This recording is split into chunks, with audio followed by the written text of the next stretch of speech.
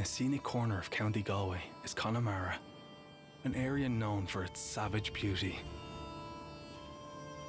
And not too far from the remains of the 12th century Castle Kirk.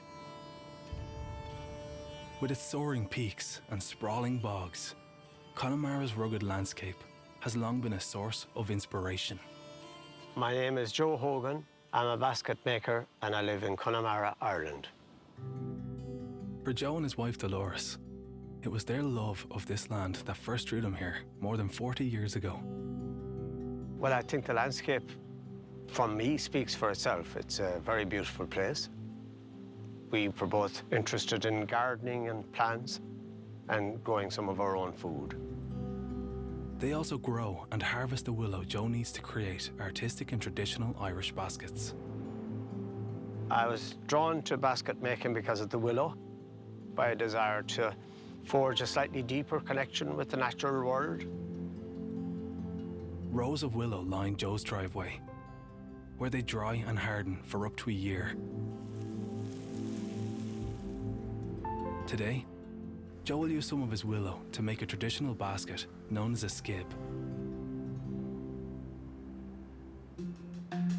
Skibs were used in the early 1800s to drain and serve boiled potatoes. Certainly in the 1800s, potatoes, even though they're not a native plant, they were the main diet of the people. Joe relies on many of the same techniques that basket makers have used for centuries. He uses the thickest and stiffest pieces of willow to form the grid at the base of his skib. So this is the kind of grid type opening. Then Joe carefully begins to wrap the base with supple pieces of willow. Unlike traditional basket makers, he uses different shades of willow to add a splash of colour. It kind of started by accident 30 years ago because I used to have a very pliable yellow rod and I found that people liked it. It's quite an instinctual process. I don't draw the basket beforehand or anything like that.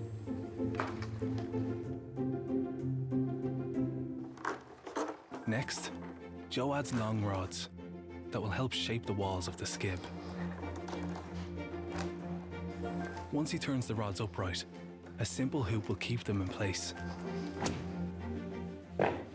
This is called a wrapping iron. It's a basket maker's hammer.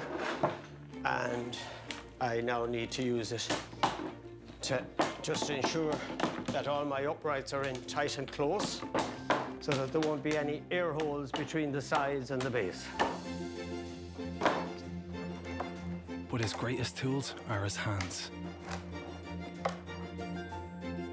Making a skib can take up to 3 hours. Joe also weaves bigger and more complex designs that take days to finish. He's learned to pace himself. There's a proverb in Irish, "Siugar na shasu fada." It's better to be sitting for a short time than standing for a long time. Over the years, Joe has made thousands of baskets and sculptures. He also turns to classic Irish designs, like the lobster pot and the donkey creel. Some of the weaves are unique to this country, and I find them really useful weaves in the work I do now. At last, the skib is almost done. One of the final steps is to add a border and the finishing touches. Trimming off the end pieces and hope to use them in another project. I get very absorbed in the process when I'm making baskets, so to say that you don't feel the day going by, it would be an understatement, to be honest. This is it, the skib, the basket which was used for straining and then serving potatoes. For Joe, his love of nature led him to basket weaving and finding ways of bending nature's raw materials to his artistic vision. I just think of it as being absorbed in what I'm doing. You're going to have to spend long hours at it. You have to love this kind of work.